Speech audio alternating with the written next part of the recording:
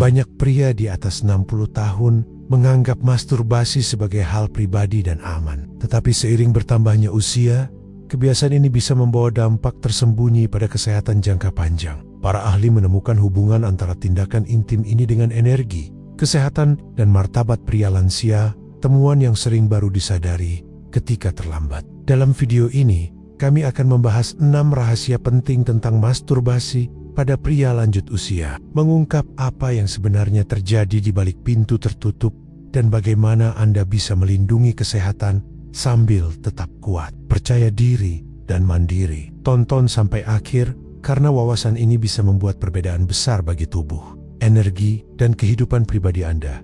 Sekarang, mari kita mulai. 1. Dampak tersembunyi pada kesehatan prostat. Masturbasi pada pria lansia memiliki dampak langsung pada kesehatan prostat. Banyak pria berasumsi bahwa selama tetap aktif, prostat akan tetap sehat. Tetapi kenyataannya tidak sesederhana itu. Pelepasan yang moderat dapat membantu menjaga aliran cairan dan menurunkan risiko penumpukan.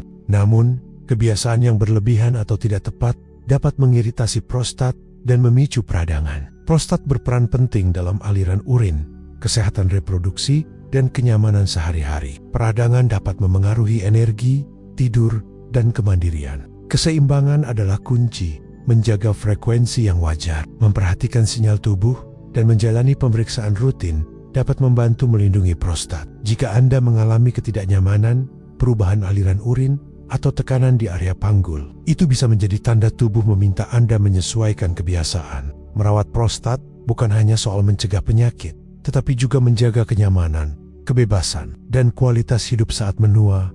2. Sirkulasi dan fungsi ereksi. Masturbasi memengaruhi pembuluh darah yang mendukung kesehatan seksual dan sirkulasi secara keseluruhan.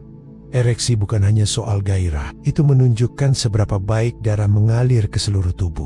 Setelah usia 60, pembuluh darah mulai kehilangan elastisitas dan stimulasi berlebihan tanpa waktu pemulihan dapat menimbulkan ketegangan pada sistem sirkulasi. Sirkulasi yang baik penting untuk sensitivitas, stamina, dan kesehatan jantung. Stimulasi yang berlebihan atau kebiasaan tidak seimbang dapat melemahkan ereksi, meningkatkan kelelahan, dan menimbulkan risiko kardiovaskular. Cara menjaga kesehatan sirkulasi dan fungsi ereksi antara lain menjaga frekuensi stimulasi, memberi tubuh waktu pemulihan, rutin berolahraga ringan, berjalan, atau melakukan peregangan. Jika respons seksual terasa lebih lemah atau stamina berkurang, itu bisa menjadi tanda sirkulasi berada di bawah tekanan. Merawat aliran darah bukan hanya soal fungsi seksual, tetapi juga kepercayaan diri, jantung sehat, dan kualitas hidup yang lebih baik. 3. Keseimbangan hormon dan energi. Masturbasi dapat memengaruhi ritme hormon tubuh, terutama testosteron, yang memengaruhi energi, motivasi, dan suasana hati. Secara moderat, pelepasan dapat membantu mengatur ketegangan dan menjaga keseimbangan hormon. Namun, jika dilakukan terlalu sering atau hanya karena kebiasaan, hal ini dapat menguras energi alih meningkatkannya. Ketidakseimbangan hormon dapat memengaruhi tidur, kekuatan otot, dan stabilitas emosional. Untuk menjaga energi tetap stabil, penting memberi tubuh waktu pemulihan, tetap aktif secara fisik, mengonsumsi makanan sehat, dan cukup istirahat. Jika setelah masturbasi Anda merasa cepat lelah, lesu, atau kurang antusias, itu bisa menjadi tanda tubuh meminta penyesuaian. Menjaga keseimbangan hormonal bukan hanya soal kesehatan seksual, tetapi juga vitalitas, motivasi, dan kualitas hidup secara keseluruhan. 4. Tidur dan pemulihan sistem saraf.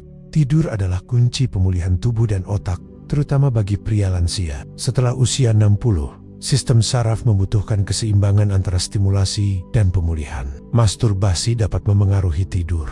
Bagi sebagian orang, hal ini menenangkan, tetapi bagi yang lain bisa menyebabkan gelisah, tidur dangkal, atau sering terbangun di malam hari. Tidur nyenyak membantu otak membersihkan racun, menstabilkan detak jantung, dan memperbaiki otot. Kebiasaan pribadi yang berlebihan atau dilakukan di malam hari dapat mengganggu proses ini, menyebabkan kelelahan, menurunkan fokus, dan berpotensi mempercepat penurunan memori. Solusinya adalah menciptakan rutinitas tidur yang stabil, menjaga aktivitas pribadi dalam moderasi, dan menerapkan kebiasaan menenangkan sebelum tidur. Jika sering terbangun atau merasa lelah meski tidur cukup lama, pertimbangkan pengaruh kebiasaan Anda terhadap sistem saraf. Menjaga kualitas tidur bukan hanya soal istirahat, tetapi juga menjaga tubuh tetap kuat, pikiran tetap tajam, dan kemandirian tetap terjaga. 5. Kesejahteraan emosional dan kesenjangan keintiman. Selain efek fisik, kebiasaan masturbasi juga memengaruhi kesejahteraan emosional pria lansia. Di usia lanjut, banyak pria menghadapi perubahan dalam persahabatan, peran keluarga, atau kehilangan pasangan.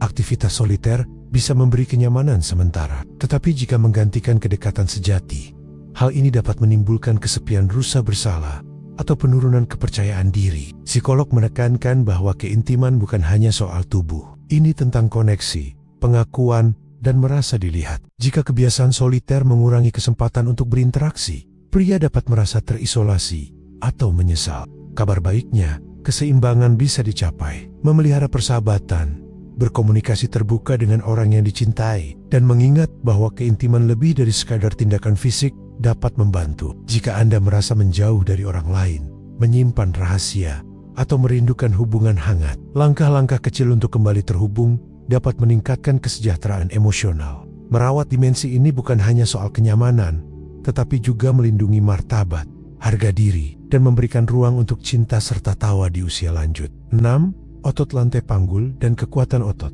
Salah satu aspek penting yang sering diabaikan adalah kesehatan otot lantai panggul. Otot ini mendukung kontrol kandung kemih, stabilitas, dan keseimbangan. Seiring bertambahnya usia, otot-otot ini melemah secara alami, yang bisa menyebabkan kebocoran, berkurangnya kontrol, dan kesulitan bergerak. Kebiasaan masturbasi yang berlebihan atau tidak hati-hati juga dapat membuat otot panggul tegang dan lelah. Para ahli menjelaskan bahwa lantai panggul bertindak seperti fondasi tubuh bagian bawah. Ketika melemah, kemandirian dan kepercayaan diri dalam aktivitas sehari-hari bisa terpengaruh. Kabar baiknya, otot-otot panggul bisa diperkuat. Latihan Kegel, squat ringan, pernapasan terkontrol, dan tetap aktif secara fisik membantu meningkatkan kekuatan dan stabilitas. Memperhatikan frekuensi dan intensitas penggunaan otot ini selama aktivitas pribadi juga penting. Jika Anda merasa lemah di area panggul, mengalami kebocoran kecil, atau kurang stabil saat berdiri cepat,